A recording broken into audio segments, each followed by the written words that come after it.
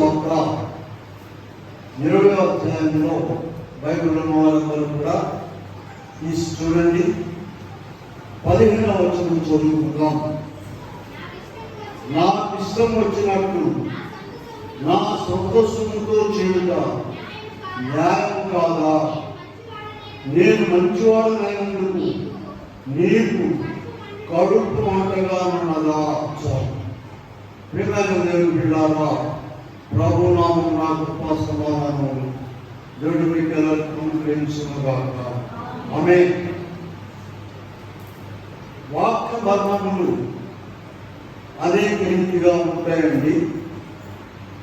పరిశుద్ధ గ్రంథంలో ఉన్నటువంటి పరలోక మర్మములు భూ సంబంధమైన విషయాలకు సరిపడేవిగా ఉండవు. ఈ లోక సంబంధమైన విషయాలు పరలోక సంబంధమైన విషయాలు భిన్నంగా ఉంటాయి. ఒక్కోసారి కొన్ని విషయాల్లో ఈ లోకంలో న్యాయంగా ఉంటే అది పరలోకంలో న్యాయంగా ఉండదు. పరలోక సంబంధమైన న్యాయము ఇక్కడ చెల్లుబాటు కాదు, మనకు మన జ్ఞానానికి అందదు. ఇది ప్రభు స్వయంగా చెప్పినటువంటి ఒక ఉపమానం మనము ధ్యానించే ముందుగా ఆ దినాల్లో ప్రభు చెప్పిన మాట ఒకటి చూద్దాం. మత్తయి సువార్త 13వ అధ్యాయము 11వ వచనములో ప్రభు చెప్పిన మాట చదవండి. పరలోక రాజ్య మర్మములు ఎరుగుట మీకు అనుగ్రహింపబడి ఉన్నది, కానీ వారికి అనుగ్రహింపబడి ఉండలేదు. చాలాసార్లు చూడండి. పరలోక రాజ్య మర్మములు ఎరుగుట మీకు అనుగ్రహింపబడి ఉన్నది అని ప్రభు స్వయంగా తన శిష్యులకు వివరించాడు.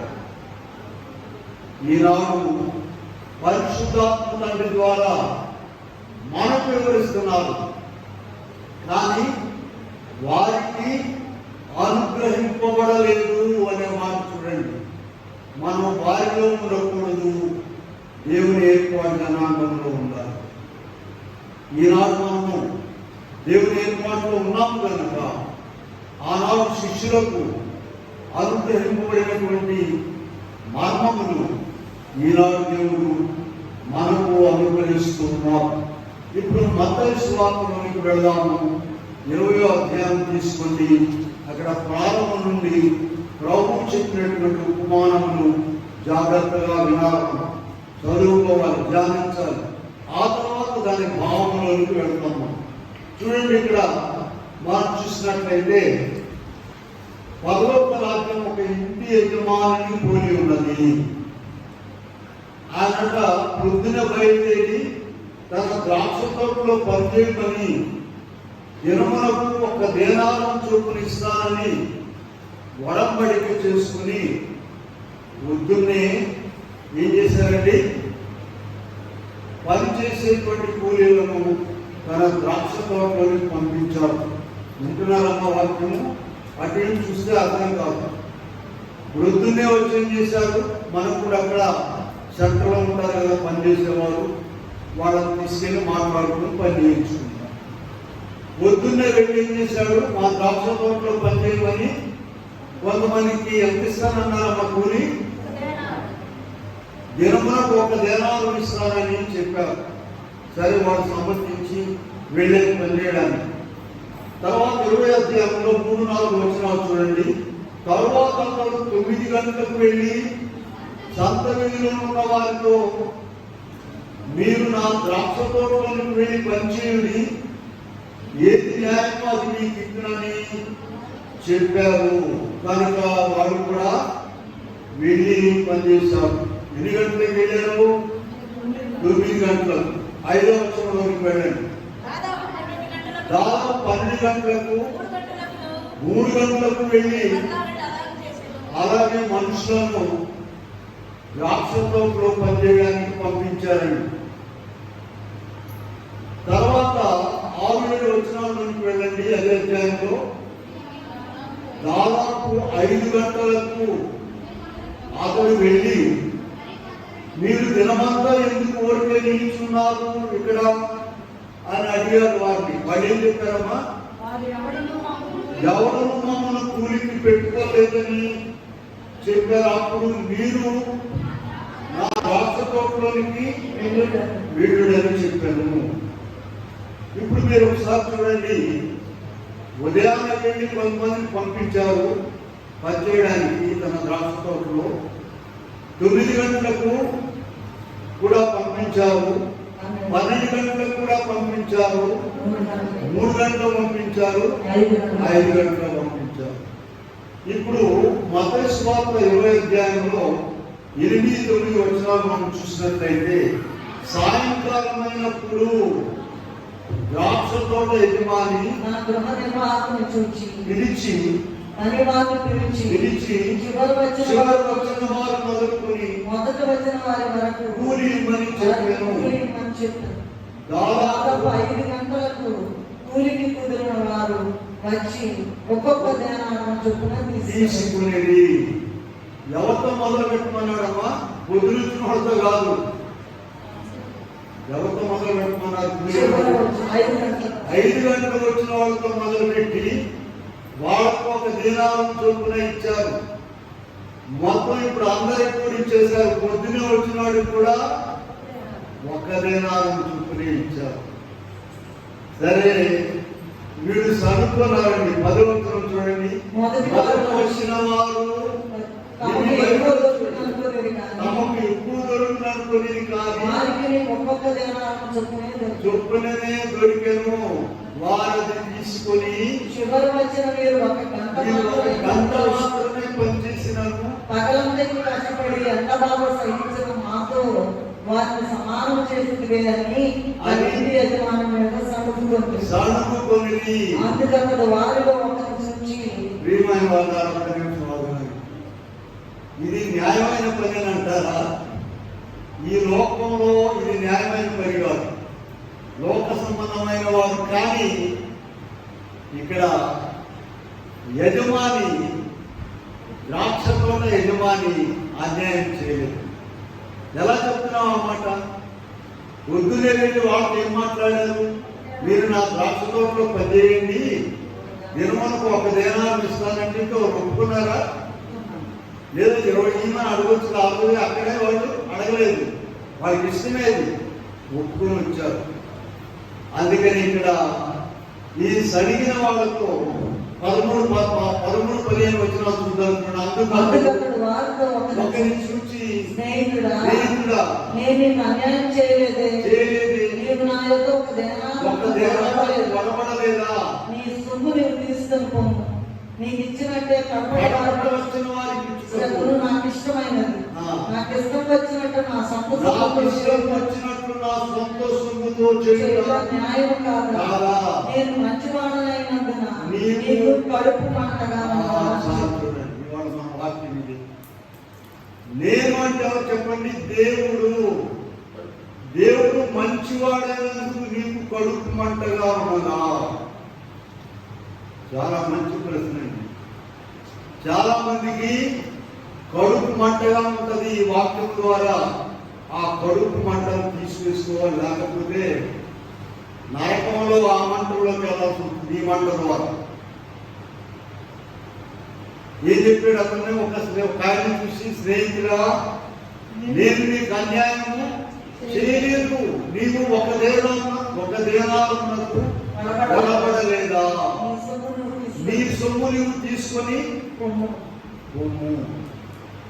నా సొమ్ము, నా సొంత సొమ్ము నా ఇష్టమైనట్టుగా చేయడానికి నాకు అధికారం ఉండేదా అని ప్రభు అనుకున్నాను.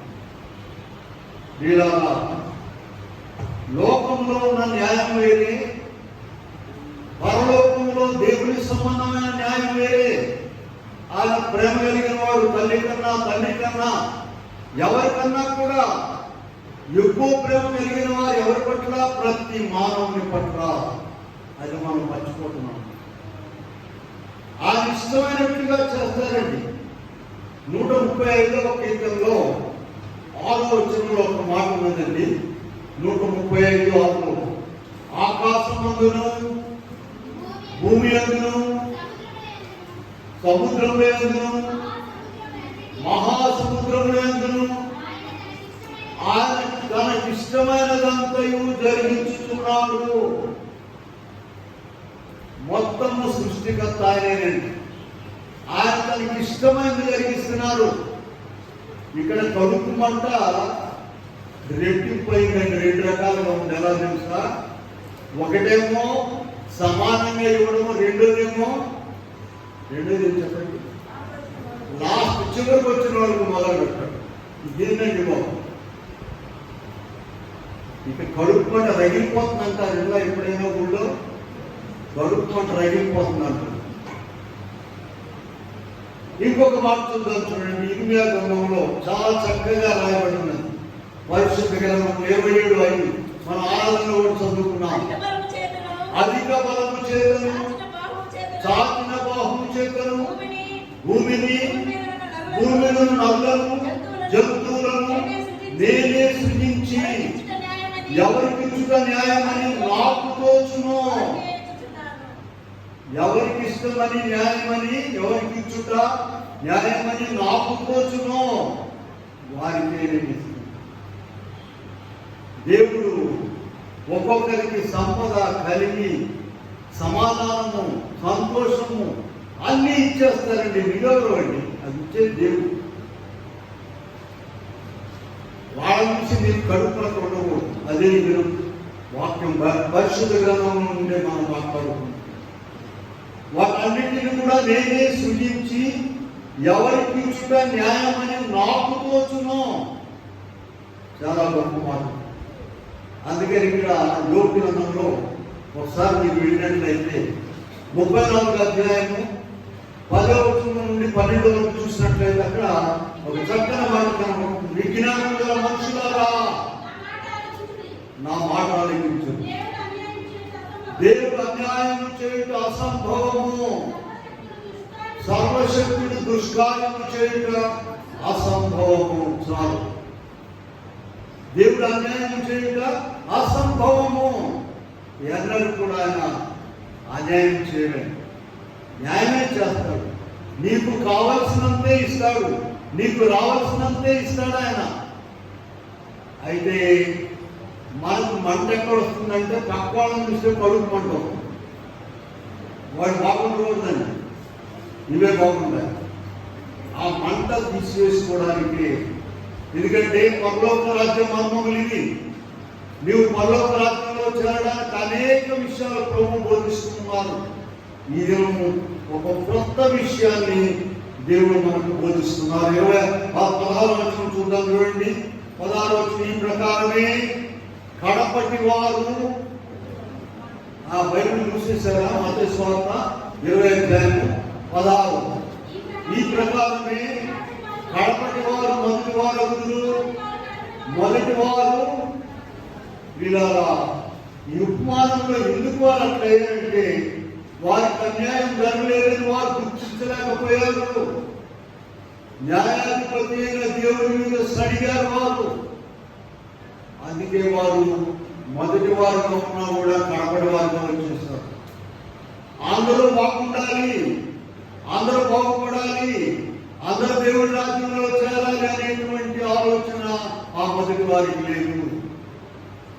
మొదటి వారికి ఎవరికైతే ఈ ఆలోచన లేకుండా ఉంటుందో వారు కడపటి వారైపోతారు. వారు వారికి కలిగిన సొమ్ముతో సంతృప్తి పడలేదు. మొదటి వారుగా ఉన్నప్పటికీ పరలోక రాజ్య వారసులుగా లేరండి.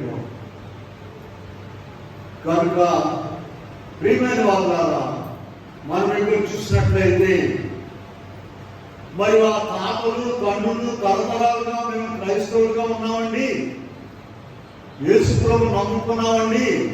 నిన్నగా మనం వచ్చిన వాళ్ళని కూడా దేవుడు బాగా అభివృద్ధి చేసి పర్వత రాజ్యంలో తెలుసుకుంటున్నాడని నీకు కడుపు మంటగా ఉంటే నువ్వు మళ్ళీ అది వెళ్ళిపోతావు. నిన్ను నీ తాతలు తండ్రులందరినీ కూడా పర్వత రాజ్యంలో చేర్చుకోవడం ఆయనకి ఇష్టం కనుక ఆయన నిన్ను ఏర్పరచుకున్నారు, మీ తాతను కూడా ఏర్పరచుకున్నారు. చాలా సంతోషం. అంతవరకు బాధ్యం. అంతేగాని ప్రియమైన వాళ్ళారా, మనం ఇప్పుడు చూసినట్లయితే మొదటి సమయం గ్రంథము 2వ అధ్యాయము 8వ వచనంలో మనం చూసినట్లయితే మొదటి సమయం 2:8 దరిద్రులను అధికారులతో కూర్చుండబెట్టుటకును మహిమగల సింహాసనములను స్వతంత్రింపబెట్టుటకును వారిని మట్టిలో నుండి లేవనెత్తువాడు ఆయనే, లేమి గల వారిని పెంట కుప్ప మీద నుండి లేవనెత్తువాడు ఆయనే. ప్రియులారా, నిన్ను మహిమగల సింహాసనం మీద కూర్చుండబెట్టాడు. చాలా సంతోషం. ఆయన బిడ్డగా ఉండేదాన్ని ఇచ్చారు, ఆయన గ్రంథం ఇచ్చారు. ఇదిగో లేమి గల వారిని పెంట కుప్పల మీద ఉన్న వారిని తీసుకొచ్చి నీ ప్రక్కనున్న సింహాసనంలో మహిమగల సింహాసనంలో కూర్చోబెట్టి నీకు కడుపు మంటగా ఉందంటే నువ్వు వెనక్కి వెళ్ళిపోతావు, మంటలో వెళ్ళిపోవాల్సి వస్తుంది. ప్రియులారా, నీవు అంత ముందే మహిమగల సింహాసనాల మీద కూర్చున్నావు. అయితే నీకు ఏ లక్షణాలు కావాలి? దేవుని యొక్క లక్షణాలు నీకు కావాలి. దేవుని యొక్క లక్షణాలు నీకు కావాలి. ఇక్కడ చూడండి, మనం చూసినట్లయితే మరి రోమా పత్రికలోనికి వెళ్దాము. 9వ అధ్యాయంలో 12వ వచనంలోకి చూద్దాము. రోమా పత్రిక 9:12 చూస్తే, పిల్లలు ఇంకా పుట్టి మేలైనను కీడైనను చేయకముందే పెద్దవాడు చిన్నవారికి అని ప్రభు ఆమెతో రిబ్కాతో చెప్పారు. ఆమెకి 2 కవల పిల్లలు పుట్టబోతున్నారండి. అసలు ఇంకా బయటికి రాలేదు, పుట్టలేదు. దేవుడు ఏం చెప్తున్నాడు? ఆమెకి పెద్దవాడు చిన్నవారికి దాసులు ఉంటారు. మీరు ఇంకా 13-14 వచనాలు 15 చూసినట్లయితే, యాకోబును ప్రేమించితిని ఏశావును ద్వేషించితిని అని వ్రాయబడుతున్నది. దేవుని యందు అన్యాయం కలదా? ప్రియులారా, 15వ వచనం చూడండి. ఎవరిని కరుణించునో వారిని కరుణించును, ఎవరి మీద జాలి పడుతునో వారి మీద. మన ఊళ్ళో కూడా అనుకుంటుంటాం, వాడు అదృష్టం, ఈయనకి లాటరీ తగిలింది, ఆయన అదృష్టం, ఈయన అదృష్టం. దేవుడి సంగతి ఎత్తలేదు సాతాను. మీరు ఇంకా పాత నిబంధనలో మలాకీ గ్రంథంలోకి వెళ్ళండి ఇంకొకసారి, అక్కడ కూడా ఒక మాట చూపిస్తాను నేను. మలాకీ గ్రంథంలో అక్కడ 3-4 వచనాలు చూసినట్లయితే, ఏశావును ద్వేషించితిని, ఆయన యొక్క అన్నిటిని కూడా పాడు చేశారంట. ఏదో మీరంటే మళ్ళా కట్టుకున్నారమ్మని చెప్తే మళ్ళా పాడు చేస్తున్నాడు అంటే. వీళ్ళారా, ఇక్కడ మనం చూసినట్లయితే దేవుని యొక్క గొప్ప ప్రేమ మనకు కనబడుతున్నది. ఆయన ఇష్టమైనట్టు ఇందాక 8వ గ్రంథంలో ఉన్న వాక్యం మర్చిపోవాలండి. నేను నాకు ఇష్టమైనట్టుగా ఎవరికి ఇచ్చుట న్యాయమని నాకు తోచునో నేను వారికి ఇస్తున్నానని చెప్పాను. మన ఉపమానంలో మత్తయి సువార్త 20వ అధ్యాయంలో ఉపమానంలో ఏం చెప్పారు? నేను నా సొంత సొమ్ముతో నా ఇష్టమైనట్టు చేసుకుంటా, నేను మంచివాడనైనందుకు నీకు కడుపు మంటగా ఉన్నదా? ఎన్నో వాక్యాలు ఉన్నాయండి ఇక్కడ. పాపుల పట్ల దేవుడు ఎంతో ప్రేమ కలిగి ఉన్నాడు. నీచులు, దౌర్భాగ్యులు ఆయన వాక్యం ఇచ్చాడు. వారికి అనుదిన ప్రార్థన సన్నిధి పరలోక వారసులుగా చేశారు. మంచిదే. నీవు నీ చుట్టూన్నటువంటి వ్యభిచారులు, నరహంతకులు, తాగుబోతులు, దొంగలు వీళ్ళందరూ కూడా బాగుపడి పరలోక రాజ్యంలో చేరాలని ప్రభు కోరుకుంటున్నాడు. పిల్లారా, నువ్వు కూడా కోరుకుంటున్నావా? అయ్యో, ఈ అక్రమస్తులందరూ ఎందుకు వచ్చారయ్యా?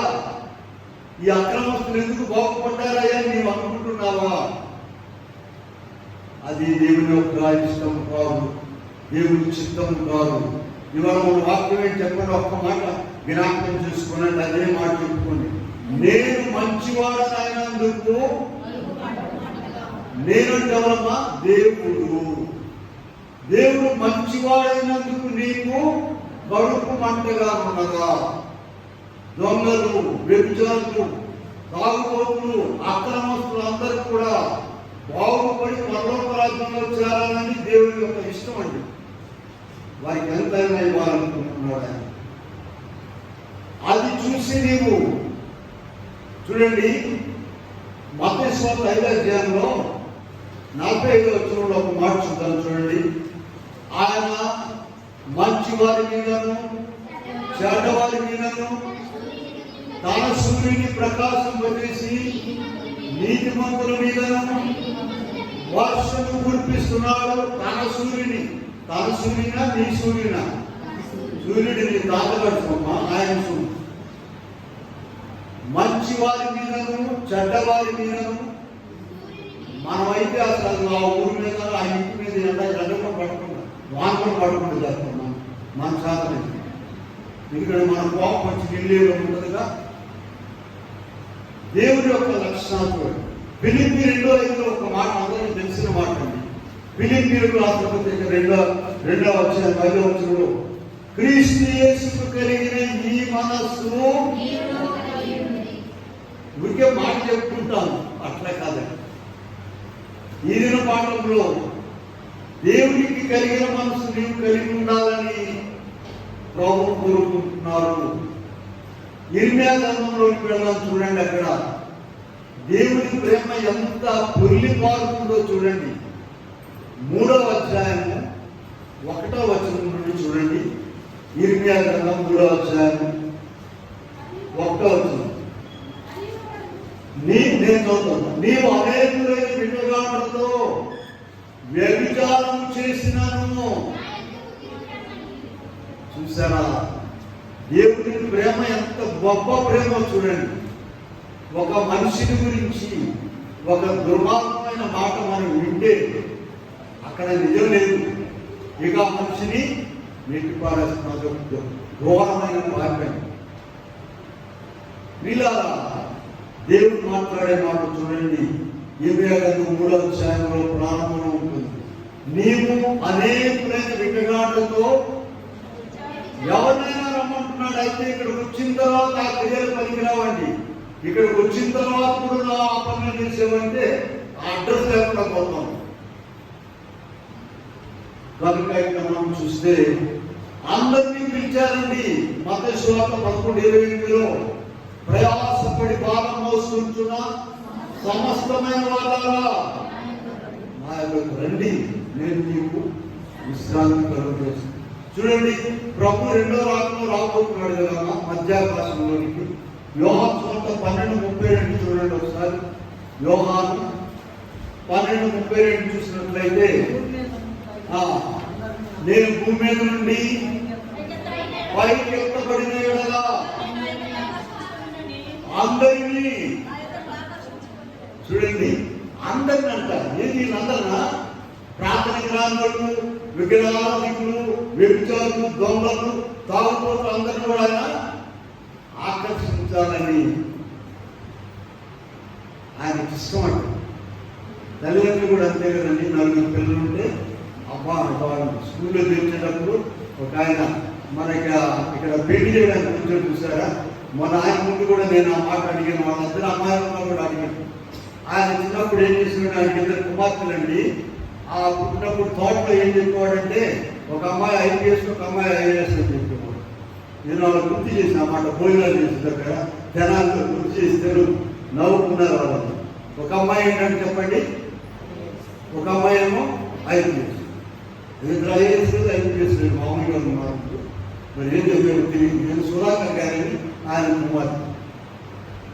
పరలోకం తండ్రికి కూడా ప్రతి ఒక్క మనిషి ధనవంతుడు కావాలని, ప్రతి ఒక్కడు నీతిమంతుడు కావాలని, ప్రతి ఒక్కడు పరలోకానికి చేరాలని, నరకానికి పోకూడదని ఆ తండ్రికి ఎంతో ప్రేమ. మనం కూడా అంతేగా పిల్లలను చేసేటప్పుడు ఒక ఆయన 2 కుమారులు ఉంటే, ఒక ఆయన బాగా చదివాడండి. బాగా చదివి అగ్రికల్చర్ దాంట్లో పెద్ద ఉద్యోగం. ఒక ఆయన అసలు చదవాలి. ఇగో 2 మాట్లాడుకుంటున్నారు. నేను ఉన్నాను అక్కడ. ఆయనేమో ఎంతసేపు నా చిన్న కుమారుడు చెప్తున్నాడు, ఈయన మీ పెద్ద పని ఉన్నారు కదా ఆయన చెప్తున్నా. ఆ అబ్బాయి అసలు చదవలేదు, ఖాళీగా ఉన్నాడు. ఈ చెప్పే తండ్రి ఏం చెప్తున్నాడు, ఎంతసేపు ఉన్నా బాగా చదివిన అబ్బాయి గురించి చెప్తున్నాడు. వీళ్ళగా పిల్లలు పుట్టగానే అందరూ కూడా గొప్పవాళ్ళుగా చేయాలి అనుకుంటాం, కానీ కాలేకపోతుంది. కనుక ఇక్కడ భక్తిలో ఉన్నటువంటి వారు, ప్రార్థనలో లేనటువంటి వారు, దేవుడి లక్షణాలు కలిగి ఉన్నాం అనుకునేటువంటి వారు అందరూ కూడా పరలోక రాజ్యంలో చేరాలని ఇలా చదివా. మనం చూసారా ఒక మాట ఫిలిప్పీయులకు రాసిన పత్రికలో 2:5 చదివాము. క్రీస్తు యేసు కలిగిన ఈ మనస్సు మనం కలిగి ఉండాలి, అందరూ కూడా రావాలి. కనుక ఇక్కడ మనం చూస్తే చూడండి, ఎఫెసీ 4:6 మనం చూస్తే అందరికీ తండ్రి అయిన దేవుడు ఒక్కడే.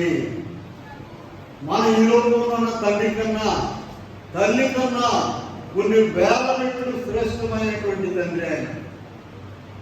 నీ పట్ల ఎంత ప్రేమ ఉందో చూసావా దేవుడు. చూడండి, ఇక్కడ మొదటి సమయాల గ్రంథం 18 చూస్తే ఇక్కడ ఫిలిష్తీయులు దేవుడి ప్రజల మీదకి యుద్ధానికి వచ్చారండి. దావీదు ఒక్కడే గొలియాతును చంపేశాడండి. దావీదును అందరూ కూడా పొగిడేశారు. ఇప్పుడు దావీదుని ఎప్పుడైతే పొగిడారో మొదటి సమయం 18:9 సౌలు కాబట్టి నాట నుండి సౌలు దావీదు మీద విషపు చూపు నిలిపాను. ఆయన చేసిన మంచి పనే కదా, ఆయన పొగిడితే ఏమైంది చెప్పండి. వీళ్ళారా, ఈ విషపు చూపు ఎక్కడి దాకా దారి తీసిందంటే రాజ్యాన్ని పోగొట్టుకున్నాడు. మీరు మొదటి సమయంలో 31:6 చూసినట్లయితే 31 అధ్యాయం 6 చూస్తే ఒక్క దినముననే సౌలు అతని 3 కుమారులు యుద్ధంలో చనిపోయాడు. దావీదు రాజుగా స్థిరపరచబడ్డాడు. వీళ్ళారా, ఒకటి గమనించండి, దేవుడు బాపట్ల పట్టణంలో ఒక మనిషిని హెచ్చించాలనుకుంటే ఏంటమ్మా, దేవుడు బాపట్ల పట్టణంలో ఒక మనిషిని హెచ్చించాలంటే బాపట్లలో ఉన్న మొత్తం కలిసి వాడిని కాడు కొట్టుకుని కిందకి లాగినా కూడా లాగారా? వీళ్ళు మొత్తం ఏకమయ్యి వాడి పైకి వెళ్ళకుండా చేయాలని అంటే చేయగలరా? ఎవరు ఎక్కువ శక్తి ఉందండి, దేవుడిగా మనుషులుగా? కనుక ఇక్కడ ప్రతి విషయంలో, ప్రతి మనిషి విషయంలో దేవుని యొక్క శక్తిని, ఆయన ప్రేమను మనం అర్థం చేసుకోవాలి. చూడండి, లూకా సువార్త 6వ అధ్యాయము 20వ వచనంలో మనం చూసినట్లయితే ఒక్క మాట యేసు ప్రభు స్వయంగా చెప్పారు, బీదలైన మీరు ధన్యులు, దేవుని రాజ్యం మీది. శాస్త్రాలు ఓన్లీ క్వాలిఫికేషన్ ఇక్కడ ఏం లేదు. బీదలైన మీరు చూడండి, మన దేశంలో దేవుడు డాక్టర్ బిఆర్ అంబేద్కర్ గారిని నిలవబెట్టుకుని ఈ పేదలైన వారికి అందరికీ రిజర్వేషన్ ఇచ్చారండి. దేవుడు ఏం చేశాడు, పరలోకంలో వాడు రిజర్వేషన్ ఇచ్చాడు. నీకు ఎందుకు పరుపుకుంటా? పరలోకంలో వాడు రిజర్వేషన్ చూడండి, చూపించండి ఎవరికైనా లోప 6 ఓన్లీ క్వాలిఫికేషన్ అక్కడ ఏం లేవు. ప్రార్థన బాగా చేయడం, వాక్యం చెప్పడం అట్లాంటి ఏం లేవండి. బీదలైన మీరు ఉన్న మీ బైక్లో అమ్మా, బీదలైన మీరు ధన్యులు, పరలోక రాజ్యం మీరు. ఆయనకి ఇష్టమండి, ఆయనకి ఇష్టమైనటువంటి వారు ఆ పేదరికం అనేది ఎంత భయంకరమైన విషయమో మనకు ఆయనకు అర్థమవుతుంది, కానీ భూమి మీద ఉన్న మనుషులకు అర్థం కాదు. చూడండి, మత్తయి సువార్తలోనికి వెళ్దాం. చాలా ఉన్నటువంటివి కొన్ని చూపిద్దాం. 21:31 ప్రభు చెప్పిన మాట చదవండి. మత్తయి సువార్త 21:31. సుందరులను వేశ్యలను మీకంటే ముందుగా ప్రవేశించుదని మీతో నిశ్చయముగా చెప్పుచున్నాను నేను. ఇదేంటండి, సుంకరులు వేసేదిగా ఉంటే బాగుంటుందా ఈ లెక్కని? అలా కాదు. మీరు ఆ భాగంలో చదువుకుంటే వారు ఒకసారి ప్రభువుని తెలుసుకున్నారట, ఇక ఆ మార్గంలో నుండి బయటకు వచ్చేసారు. ప్రభువుతోనే ఉన్నారు జీవితకాలం అంతా, నమ్మకమైన వారిగా ఉన్నారు. ప్రభు నీవు అలా ఉండకపోతే ప్రమాదం అని ప్రభు చెప్తూ ఉన్నారు. నిశ్చయముగా ఈ మాటలు ప్రభు మనసు కలిగిన వారు సంతోషిస్తారు, కానీ వేరే వారు సంతోషించరు. అప్పుడప్పుడు అరే ఆయన కూడా ఎదుర్కొని అనుకుని వెళ్తాడా, ఆయన కూడా ప్రార్థనకి వెళ్తుందా? అబ్బో, ఎందుకంటే ఆ చరిత్ర తీరికి తెలుసు.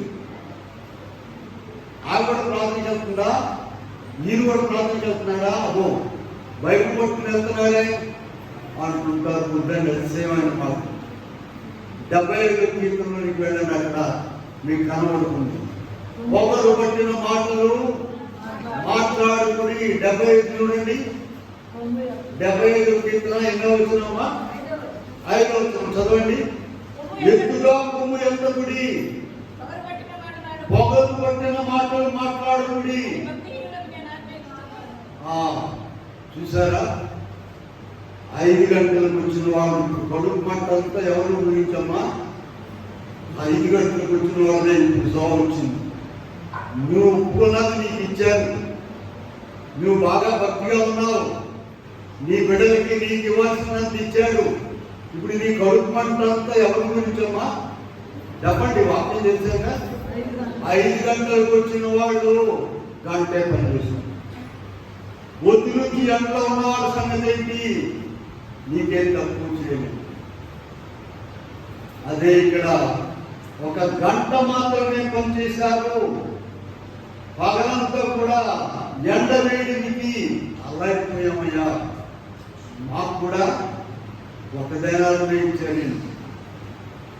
అది దేవుని యొక్క తలంపు కాదు, దేవుని ప్రేమ కాదు, పరలోక రాజ్యంలోనికి వెళ్ళేటువంటి మనసు కాదది.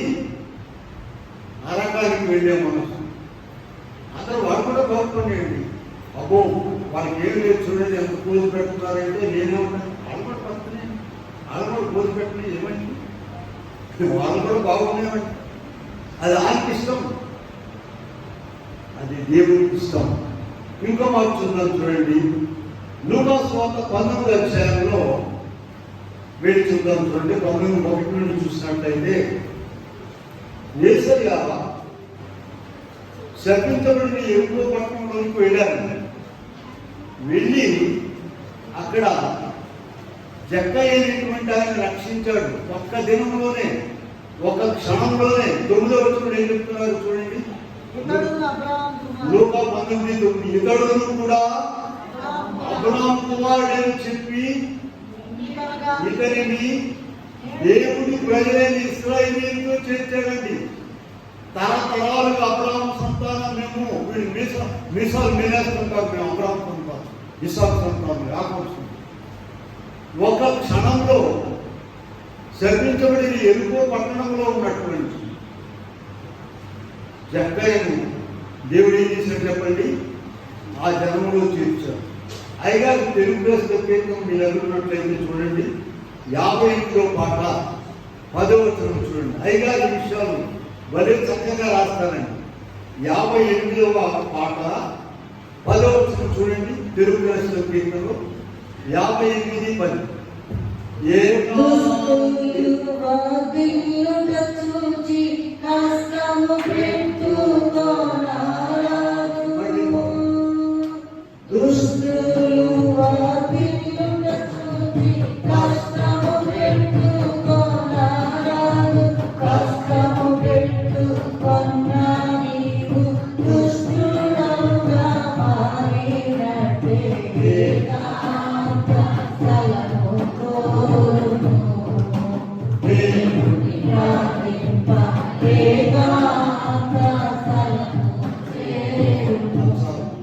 దుష్టులు వర్ధిల్లుట చూసి కష్టము పెట్టుకొనరాదు.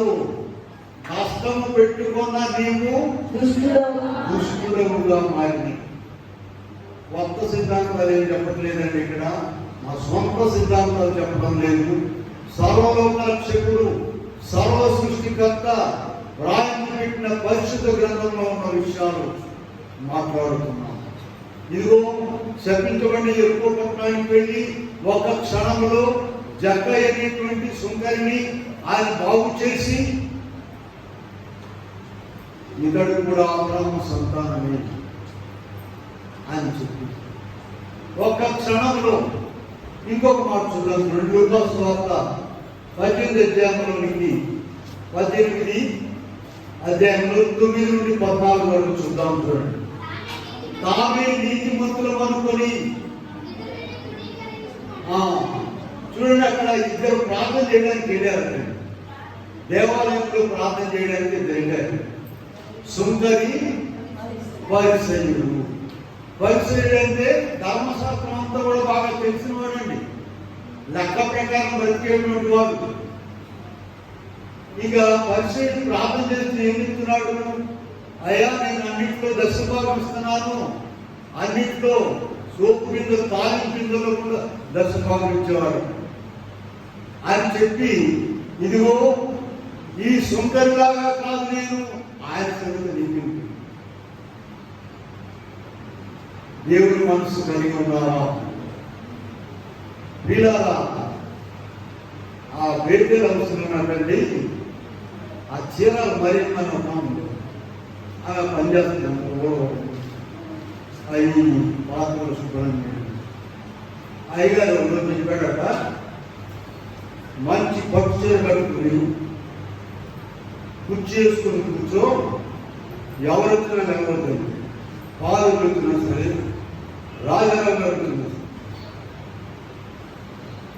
ఆమె భయం. అయ్యో, ఆమె ఏం పని చేసేది? గౌరవం పడవు కాదు. అయ్యారు ఖచ్చితంగా చేయాల్సిందండి. పట్టు చీర తెప్పించి బాగా ఖరీదైంది కట్టి కూర్చోండి. వాటి దగ్గర అందరూ తిరిగే దగ్గర కూర్చోండి. ఏమిటి చీరను భయం? ఏంటి ఆయన ఆర్డర్ పని నుంచి ఏమొచ్చిందమ్మా? ఆర్డర్ వచ్చింది. దేవుని దగ్గర నుంచి అయ్యారికి, అయ్యా దగ్గర నుండి అదొక పాఠం. అందరూ ఇప్పుడు మా నాన్నగారు వాడి మాట నుంచి ఆ మాట నేను చెప్తున్నానంటే అది ఎంత గొప్ప పాఠం అమ్మా. కనుక ఇక్కడ అయ్యగారు రాస్తారు, దుష్టులు బద్యులు చూచి కష్టం పెట్టుకొనరాదు, కష్టం పెట్టుకున్న నీకు ఆ దుష్టులనే మాట్లాడకుండా గొప్ప కార్యాలు చేశాను. నేను గొప్ప హిమాలయ పర్వతాల మీద ఉంచాను. అడుగు కింద పడతాను. నేను అది ఎందుకు ఉంచాడంటే యేసయ్య మనసు కలిగి ఉండాలని. కనుక ఇక్కడ పరిసయ్యుడు ఏం ప్రార్థన చేస్తున్నాడమ్మా? అబ్బో, నేను ఉపవాసం ఉంటాను, మరి 3 సార్లు ఉపవాసం ఉండేవాడిని, దశభాగాలు ఇస్తున్నాను, 5 ఇస్తున్నాను, ఇది ఇస్తున్నానని ఇంకో ఇది సుంకేలాగా కాదు. ఎంత పొరపాటు! వీళ్ళగా అక్రమస్తులైనటువంటి వారు, ఒక అక్రమస్తురాలు ఖరీదైన పట్టు కట్టుకుని సెంటు రాసుకుని మీ పక్కన కూర్చుంటే బాగుంటుంది. ఒక నీతిమంతురాలు, దేవుడికి ఇష్టమైన ఆమె, పర్లోక రాజ్యానికి వెళ్ళి ఆమె ఒక పాత్ర కట్టుకుని నీ పక్కన కూర్చుంటే నీకు ఇష్టం కదా? ఇవన్నీ ఎవరంటే గమనించేది క్రీస్తు యేసు కలిగిన ఈ మనస్సు కలిగి ఉన్నవారు మాత్రమే. ఇవాళ మన పాఠం ఏం చెప్పండి? మత్తయి సువార్త 25 రిఫరెన్స్ కూడా గుర్తుండాలండి. బైబిల్ ఇంటికి మూసిన తర్వాత ఇక మనకు 10 వర్షం లాగా చూడబుద్ధి కాదు, మన వల్ల కాదు. మత్తయి సువార్త 25 15వ వచనము, నేను మంచివాడనైనందుకు నీవు కడుపు మంటగా ఉన్నదా? లూకాసు వార్త చూడండి, మళ్ళీ 15 అధ్యాయంలో లూకాసు వార్త 15 అధ్యాయంలో 28 నుండి చూసినట్లయితే, ఒక చిన్న కుమారుడు తప్పిపోయాడండి. తప్పిపోయి తిరిగి వచ్చాడు. తన ఆస్తి ఇక ఈ అన్నయ్యతోనూ నాన్నతో డాడీతో పెట్టుకుంటే కుదరదని చెప్పిన ఆత్మవాక్యం అని మొత్తం పంచుకుని వెళ్ళిపోయి మొత్తం వేసేతో అక్రమంగా తిరిగి వచ్చేసాడు. ఇప్పుడు తండ్రి ఏం చేశాడండి? బ్రహ్మాండమైన విందు చేసి ఉంగరం చేయించి పెట్టి మంచి బట్టలేసి చెప్పులు తొడిగించి మేళతాళాలు పెట్టేశాడు. ఎవరికి? ఇదంతా పాటు చేసిన వాడికి. పెద్ద కుమారుడు పొలంలో నుండి వస్తున్నాడట. చూడండి, ఇప్పుడు కడుపు మంట ఎవరికి వచ్చిందమ్మా? పెద్ద అసలు తప్పిపోయిన కుమారుడు ఎవరు తెలుసు? పెద్ద కుమారుడు, చిన్న కుమారుడు కాదు. ఆయన నిలబడున్నాడు, లోపలికి రాలేదని ఉంది ఆ వాక్యంలో. మీరు చూడండి, అడిగాడు, తండ్రి నుంచి అడిగాడు, నేను ఇంతకాలం నీతో ఉన్నాను కదా, ఎప్పుడైనా నాకు ఒక మేకపిల్లని ఇచ్చావా నా స్నేహితులతో వృద్ధి చేసుకోవడానికి అని అడిగాడు. తండ్రి ఏం చెప్పాడంటే అప్పుడు, అయ్యా నాదంతా కూడా నాకున్నదంతా నీదే కదా, కానీ నీకు ఆ మనస్సు లేకపోయింది. తండ్రి నన్ను పరలోకంలో చేర్చుతాడు, అందరిని కూడా చేరుస్తాడు. ఇదిగో వారికి కూడా సమాన భాగం ఇవ్వడం మంచిదే అని నీ తలంపులు లేకపోతే, ప్రియులారా, మత్తయి సువార్త 20వ అధ్యాయంలో 15వ వచనంలో ఉన్నటువంటి కడుపు మంట నీలో ఉన్నట్లే. లోకరీతిగా తప్పేది, లోకరీతిగా ఏ గ్రంథం కూడా ఎవరు కూడా అది న్యాయం ఒప్పుకోరు. 5 గంటలకు వచ్చి 1 గంట పనిచేసిన వాళ్ళకి పొద్దు నుంచి పనిచేసిన వాళ్ళతో సమానికి గౌరవుకుంటారండి. కానీ పరలోక న్యాయం వారిని వీరిని అందరినీ కలిసి పరలోక సంతోషములో ఉంచుట దేవుడికి ఇష్టం. వీళ్ళ ఇంకొక మాట చూద్దామా, జరిగిన విషయం చూద్దామని. చెన్నైలో సాధు సుందర్ సింగ్ గారికి సన్మానం చేయాలని నిర్ణయించారట. మద్రాసు చెన్నై పట్టణం. సరే, ఆయనకి ఒక ఫస్ట్ క్లాస్ టికెట్ కొని ఇచ్చి రమ్మన్నారట. ఆయన వస్తున్నాడు ట్రైన్. ఆయన అప్పటికే అందరికీ ప్రపంచవ్యాప్తంగా తెలుసు ఆయన గొప్ప భక్తులని, ప్రభుతో ఉన్నవాడని. ఆ సన్మానానికి తెల్లవారు కొంతమంది భక్తులు వెళ్తున్నారటండి ట్రైన్. అందరూ విషయం చెప్పారు, మీకు వాక్యం అని నేను మరి ఒకసారి చెప్తాను. చూడండి, అదే ట్రైన్లో ఈయన సాధు సుందర్ సింగ్ గారు కాటన్ వస్త్రాలు వేసుకుని ఉంటారు. ఈయన కూడా ఫస్ట్ క్లాస్ ట్రైన్లోనే కూర్చుని ఉన్నాడు. ఈ నలుగురట, నువ్వెవరు సన్యాసి ఎక్కడ కూర్చున్నావు, ఈ బండి ఎందుకు ఎక్కడ వస్తావు, నువ్వు టికెట్ లేకుండా వస్తావు, నువ్వు అక్క మామూలు భోగిలో వెళ్ళమని చెప్పి నెట్టేస్తున్నారట. ఆయన టికెట్ చూపించినా కూడా ఇది చూసి ఇది ఎక్కడ దొంగలికి వచ్చావు అంటున్నారట. చూశారండి, అంటే వాళ్ళకి ఇష్టమైన పద్ధతిలో ఉండాలన్నమాట మనిషి. నీకు ఇష్టమైన పద్ధతిలో ఉంటే పరలోక రాజ్యంలోకి వెళ్ళినట్ట. సరే, చెన్నై వెళ్ళిన తర్వాత ఆ దేవుడట నేను ప్రార్థన చేసుకున్నాడట. దేవుడు వారికి కనబడకుండా చేశాడు. ఆయన అక్కడే ఉన్నాడు కానీ వీళ్ళు ఆయన చూడలేకపోయారు. సరే, అక్కడికి వెళ్ళిన తర్వాత చాలా మంది దండలు తీసుకుని వచ్చేసారంట ఈ భోజన దగ్గరికి. సాధు సుందర్ సింగ్ గారిని రిసీవ్ చేసుకోవడానికి. అప్పుడు వీళ్ళకి ముందుగా ఆయన దిగుతున్నాడు. ఎక్కడున్నాడు ఆమె ఇప్పుడు దాకా? వాళ్ళెంతో సిగ్గుపడి, అయ్యో ఇంతసేపు మనం ఆయనతో మాట్లాడే పని, ఆయన దిగమని చెప్పామే కానీ అని చాలా దుఃఖపడ్డారు. ప్రభు ఒక అవకాశం ఇస్తారండి. నీకు దేవుడి మనసు లేకుండా నీకు ఎంత భక్తి ఉంటే లాభం ఉందండి. ఎన్ని కాపులు వేస్తే లాభం ఉంది, ఎన్ని ఉపవాసాలు చేస్తే లాభం ఉంది, ఎంత వాక్యం చదివితే లాభం ఉంది. నీకు క్రీస్తు యేసు కలిగిన మనసు రావాలి. అందరూ కూడా బాగుపడాలి, అందరూ పరలోక రాజ్యంలో చేరాలి, అందరూ ఆరోగ్యవంతులుగా ఉండాలి, అందరూ బాగా సంపాదించుకోవాలి అని యేసయ్య యొక్క ఇష్టము. నీ ఇష్టం కూడా అదే అయి ఉండాలని. కనుక ప్రియమైన వాళ్ళ వాక్యం వినుచున్న మనము క్రీస్తు యేసు కలిగిన మనసు కలిగి ఉండాలి. మన ఉపమానం మరి ఒకసారి చూడండి. అది కోనేరు ఇంటికి వెళ్ళిన తర్వాత చదువుకోండి. ద్రాక్ష తోటలో పనిచేయడానికి పొద్దున్నే పిలుచుకొచ్చారు. మళ్ళా ఎన్నింటికమ్మా? 9 గంటలకు పిలిచారు. మళ్ళా 12 గంటలకు, మళ్ళా 3 గంటలకు, మళ్ళా 5 గంటలకు. 5 సార్లు 6 గంటలకు పని ముగించారు. ఇప్పుడు వేతనం ఎలా ఇచ్చారు? కూలి చెప్పండి. అందరికి కూడా సమానంగా ఇచ్చేశారు. ఒక దేనారం.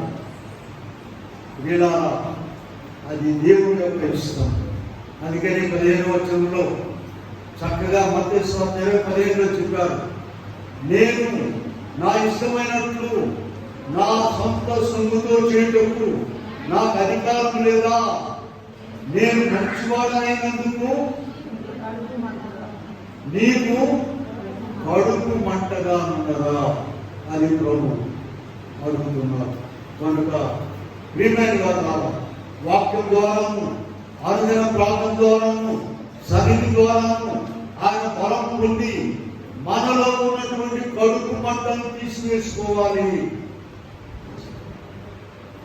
ప్రార్థన ద్వారా, వాక్యం చదవడం ద్వారా, దైవ సన్నిధి ద్వారా బలం పొందాలి. మనం బలం పొంది మనలో ఉన్నటువంటి కడుపు మంటను తీసివేసుకోకపోతే ఈ మంట అక్కడ తీసుకెళ్తామా?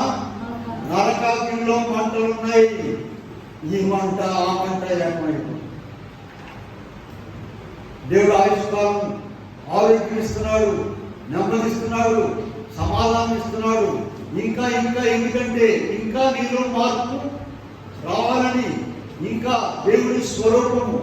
మీరు మొదటి యోహాను పత్రిక 3వ అధ్యాయంలోకి వెళ్తే అక్కడ మీకు స్పష్టంగా ఒక మాట కనబడుతుంది. చూడండి, మొదటి యోహాను పత్రిక 3వ అధ్యాయం ప్రారంభం నుంచి చూస్తే, వీళ్ళారా ఇప్పుడు మనం దేవుడి పిల్లలమే. ఇక మనం ఏమై ఉందో మనకు తెలియదు, కానీ ఆయన ప్రత్యక్షమైనప్పుడు ఆయన ఉన్నట్లుగానే చూపును కనుక ఆయన పోలి ఉందని. ఇప్పుడు అందరూ కూడా సర్వమానవులు, వాడు ఎవరైనా సరే దేవుడి పిల్లలే. కానీ ఆయన మధ్యాకాశంలో వచ్చినాక ఎగిరి వెళ్ళేవాళ్ళు, వాళ్ళు అసలైనటువంటి దేవుని. ఎవరు వారు ఎగిరేది? ఆయన మనసు కలిగిన వారు, ఆయన లక్షణాలు కలిగిన వారు, ఆయన చిత్తం కలిగిన వారు, కడుపు మంట లేని వారు. కనుక అలాగూ మనము ఆయన లక్షణాలు కలిగి ఆయనకు ఎగిరి వెళ్ళే భాగ్యం దేవుడు మనకు దయచేయాలని ప్రార్థన చేసుకుందాము. చిన్న ప్రార్థన. ప్రేమగల మాత్రం దయగల దేవ, అనేక ఉపదేశాలు మాకు మమ్మలను నీ పోలిక, నీ స్వరూపం, నీ మనసు కలిగి ఉండాలని ఆశిస్తున్నావు. అట్టి కృప మాకు దయచేయండి. లోక సంబంధమైన వారికి లాగా కడుపు మంట లేకుండా మేము ఉండేటట్లు నీ కృప చూడమని యేసు నామమున వేడుకొని ప్రార్థిస్తున్నాము తండ్రి. ఆమేన్.